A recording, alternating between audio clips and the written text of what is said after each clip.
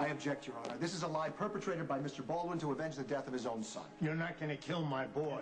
Order! Another outburst like that, and I'll have you all brought up in contempt. Mr. Lansing. Your Honor, Logan Hayes was not a member of the police department. Your Honor, the victim was a police officer, and I can prove it. For permission to approach. Mr. Lansing, I realize that you were not aware of the victim's undercover status. If you would like time to consult with your client, in light of the fact that this is now a death penalty case, I'll allow it. Your Honor, what Mr. Baldwin is suggesting is that Logan Hayes was a police officer at the time of his death. He is not a police officer, never has been. I can supply documentation. Oh, forged documents, I'm sure. Now, that's a serious allegation, Lansing. Well, I think that the special prosecutor might be misled. Logan Hayes was not a police officer, Your Honor. Logan Hayes was indeed an ex-soldier who was dishonorably discharged. Oh, that's just great. Smear the reputation of a man, a soldier, who served for this country. The court is satisfied that Logan Hayes was working undercover for the PCPD at the time of his death. As such, his death would meet the parameters of murder with special circumstances. Your Honor, I request a continuance to verify the authenticity of these... I have already made my ruling on the victim's status. Do you want time for a recess with your client or not? Yes, Your Honor, I would like a recess.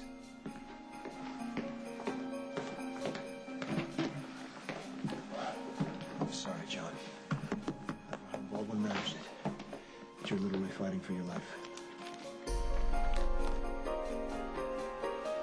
We'll adjourn for a brief recess. 10 minutes, counselors. I don't know about serving on a death penalty case. Well, I think Johnny Zaccaro is guilty of sin, but I don't know that lethal injection is the answer. Well, the trial hasn't even started yet. We need to wait and see what happens. Miss Johnson is right. You can call me Epiphany. Allow me, madam. Oh, thank you. I must be just very nervous.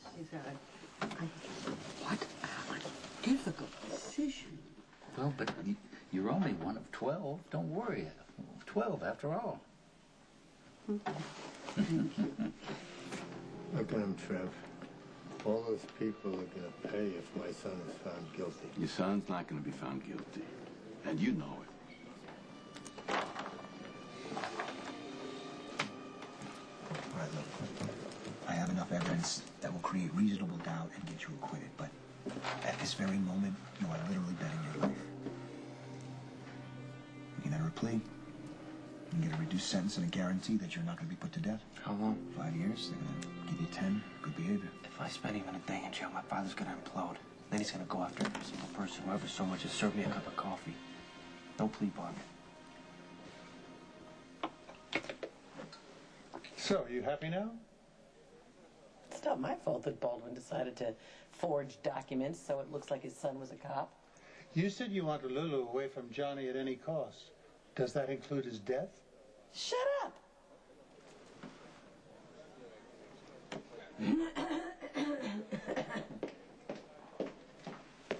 John, I have a strong defense, but there is compelling evidence against you. The further we get into this trial, the harder it's going to be to get a plea bargain. Well, that's not an option for you or me. My father's not going to accept anything less than an acquittal. And if an acquittal doesn't happen, you are going to be the first in his line of fire. Now, you can bail and turn this case over to Trevor if you want. I'm not going to hold it against you. No, I'm a better lawyer than my father. You're going to need my help.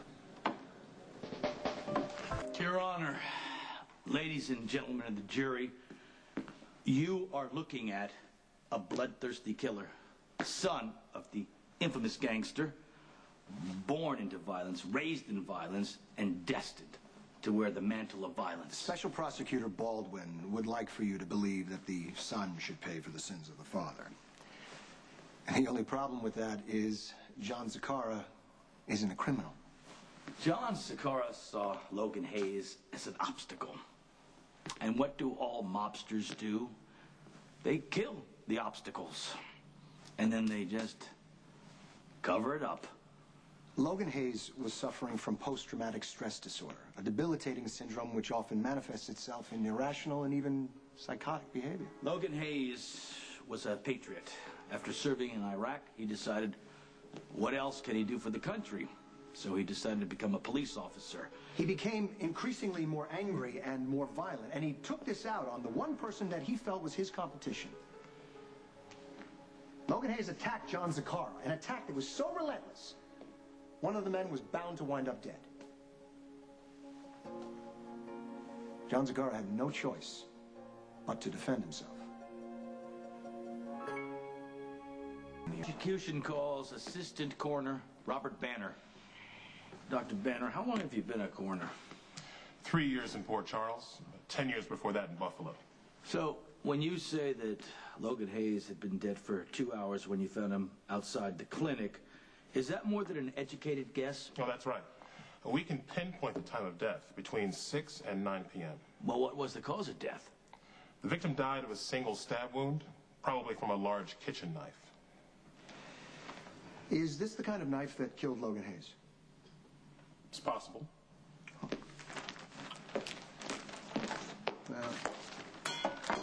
How about this one? That could be it, too. Really? Well, this is from my kitchen, and this is from the Port Charles Police Department lunchroom. Now, I have to ask you, Dr. Banner, isn't it possible that there are thousands of kitchens that have the exact same kind of knife matching the one that killed Logan Hayes? Yes. Yes. No more questions, Your Honor. Mr. Baldwin, next witness. I call Detective David Harper.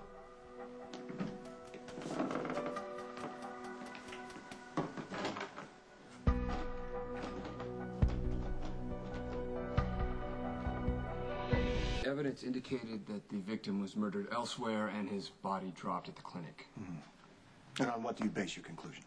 My experience as a homicide detective. Okay. So, in fact, elsewhere could mean anywhere within a 3-hour drive of Port Charles. Is that correct? Or 3 blocks. Well, for example, it could have been, say, a botched robbery or a gang killing. As long as the gang member drives a late model high-end sedan with matching carpet fibers. Mm-hmm. So, in fact, in your experience, Detective, in homicide, if a person with severe stab wounds were to be dropped at a free clinic, wouldn't you conclude that that person who dropped them there in the first place was trying to get them medical help or save their life, or something? The victim had already been dead for at least 2 to 3 hours. Well, yes, but you don't have any evidence that shows that my client killed Logan Hayes deliberately or otherwise. No proof that shows that he had intent. We don't have an eyewitness? No. No more questions, Your Honor. You may step down, Detective. Let him off the hook. No. Richard's doing better than I expected. This is a waste of time. Zakara killed Logan. Why don't we just find him guilty and move on? Juror number 2, please save your conversations for the jury room. Well, we're all entitled to our own opinions. Not until all the evidence has been presented. Do I need to go over the jury rules with you yet again? I'll thank you not to patronize me, Judge. You can be quiet or I'll send you to lockup on contempt and replace you with an alternate. Mr. Baldwin, call your next witness. The state calls Claudia Zakara.